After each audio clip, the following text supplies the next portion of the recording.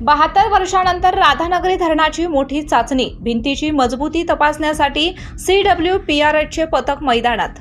तब्बल 72 वर्षांनंतर राधानगरी धरणाच्या मुख्य भिंतीची मजबूती आणि कार्यक्षमता तपासण्यासाठी विशेष घनता चाचणी करण्यात आली आहे।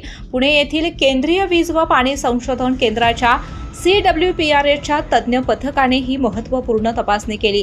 या चाचणी अंतर्गत धरणाच्या मुख्य भिंतीवर 10 छिद्रे पाडून अत्याधुनिक यंत्रणेद्वारे भिंतीची घनता आणि अंतर्गत संरचनेची स्थिती तपासण्यात आली। या तपासणीमुळे धरणाची सध्याची मजबूती, सुरक्षितता आणि भविष्यातील कार्यक्षमता याबाबत स्पष्ट चित्र समोर येणार आहे। केंद्रीय वीज आणि पाणी संशोधन केंद्राचे वैज्ञानिक रोलँड अँड्रेड, अमोल सुनाडे आणि पूजा तिवारी यांनी ही तपासणी केली। यावेळी उपविभागीय अधिकारी प्रवीण पारकर, शाखा अभियंता समीर निरुखे, कनिष्ठ अभियंता वीरेंद्र मंडलिक, कनिष्ठ सहाय्यक अभियंता ऋतुजा पाटील यांच्यासह संबंधित अधिकारी उपस्थित होते।